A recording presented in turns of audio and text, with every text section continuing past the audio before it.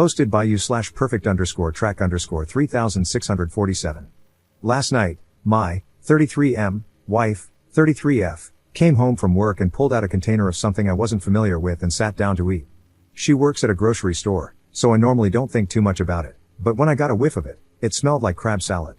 Now for context, my wife has a pretty intense allergy to green and red onions but is fine with yellow and white onions. In America, we do have ingredients listed on packages as required by law. However, companies are allowed to be vague with certain ingredients, and onions are one of those. Normally, if I spot onions listed as an ingredient, it's a hard pass for me, I don't even chance it. My wife, however, doesn't follow the same rule. Back to last night, I got up and asked to see the container, which was half gone at this point, and read the ingredient list. Onions, plain as day, were listed toward the top of the ingredients. I asked her if she had bothered to read the ingredients, and she said she had but assumed they were the safe ones. At this point, I grabbed the EpiPen from her purse, which, I feel the need to add, she only started carrying, along with Benadryl, because I badgered her for a couple of years about it when we started dating, and kept it close by. I was upset because I used to work in a kitchen, and I know full well that green onions and seafood are almost inseparable in those salads, but I kept a calm demeanor and just watched her. Within a few minutes, she started having a reaction. At first, I wanted to give her the EpiPen because she had eaten so much, but she refused and said she would just take some Benadryl and lay down on the couch. Eventually, she needed to be given the EpiPen, and I drove her to the ER. Keep in mind, this was taking place at about 12 a.m., and I had to work at 8 a.m. We got to the ER, and they admitted her. The doctors told me that she needed to stay overnight for observation because of how severe her reaction was. I spoke with my wife about it. We know the staff there pretty well, and I knew she was in good hands, so I checked with her to see if she would be okay if I went home to get some sleep before work. She said it would be totally fine. However, as I was leaving, I chose to call her mom and ask if my wife could spend the next couple of days at her house. You see, I was furious with her at that moment because I felt like I was the only one who took her allergies seriously, and I'm not even the one who could literally die from eating the wrong onions. This isn't the first time she has been careless and ended up needing to go to the hospital because of a reaction. There have been many times before when she just ate first and asked questions later, and it frustrates me to no end that she doesn't take a few moments to read the ingredients and avoid onions she cannot plainly identify. Since I wasn't getting through to her, and the hospital visits seemed to make no difference, I decided that having her stay at her mother's house for a few days might send the message. I got home, packed her a suitcase for the next few days, and when I got the call that she was being discharged at 7 a.m., I picked her up and drove her to her mother's house. I told her as I was dropping her off that this wasn't permanent, but I needed a couple of days to cool down, and she needed to be monitored anyway since she had just gotten out of the hospital. I felt this was the best course of action. She cried a lot and begged me to take her home instead, but I refused to budge. Her mom brought her inside, and I told her that I would be blocking my wife's calls for the day while at work, so if there was an emergency, she would need to contact me through her mom. Her mom agreed and told me that this was probably the best idea since she was just as frustrated that her daughter didn't seem to take this seriously. So here I am now, at work and feeling like I might be overreacting by kicking her out for the next few days. Did I? Edit. So, I realized after reading a few responses that I might seem a little heartless here, so I want to clear a few things up. I am only blocking her calls during work because it's a double shift, and I need to be fully attentive to my job. Since I didn't get any sleep, it's going to be challenging enough as it is. If something serious happens, her mother can and will call me.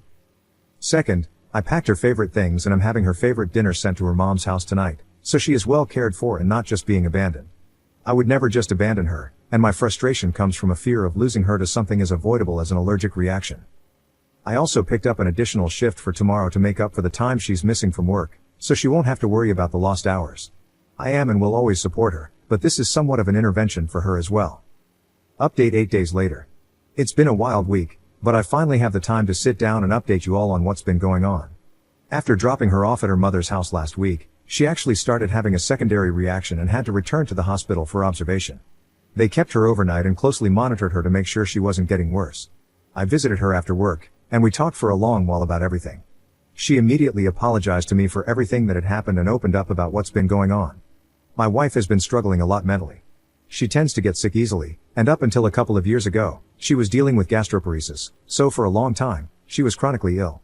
But as soon as she cleared one hurdle, another would pop up, and she would struggle again. Over the past few weeks, she's been struggling a lot with feeling like she isn't in control of her life. She was let go from her last 2 jobs because of downsizing, and so this was like a minor form of rebellion. Normally, if she has a reaction, she can take some Benadryl and be okay. She told me she thought this would be the same. I reminded her that the past few times, we had to go to the ER, and she told me she had forgotten about those incidents. She looked genuinely shocked that she couldn't remember them, so I believe she didn't. We spoke with a mental health specialist, and she told us she felt confident my wife wasn't suicidal but that she was dealing with a lot. She reminded her that she needs to talk about what's going on. My wife acknowledged this and promised to do better. She was discharged and sent home with a short-term prescription for some steroids to help, and I took her back home. The next couple of days were hard for her. The steroids made her feel miserable, and she repeatedly told me that this was definitely the worst she had felt in a long time. I sympathized but also reminded her that this was pretty avoidable. She made a commitment to be more careful, and later, I could see that she was serious. We went out to shop for Thanksgiving, as we were still planning to host before all this happened, and when I tell you that watching my wife meticulously reading each ingredient label almost made me cry, I mean it. My wife isn't the kind of person to make empty promises, but seeing her actually being proactive made me so happy inside. When we passed the seafood section, she flipped off the crabs, and I laughed harder than I have in a long time. Thanksgiving came and went with no problems, and honestly, I noticed my wife seemed a lot happier than she had been. When I mentioned this after dinner, she admitted that she felt like a large weight had been lifted off her shoulders after our talk in the hospital about her mental state. She felt silly for keeping all of her worries inside for so long. I ended up showing her my post, and she was actually receptive to it. She did mention that some of the commenters were a little mean and that the one about me getting a vasectomy was hilariously unhinged, but overall, she was a good sport. So we are doing well overall now. We want to thank everyone who reached out and all the commenters who were genuinely trying to be helpful. You were a source of grounding for me when things were spiraling out of control.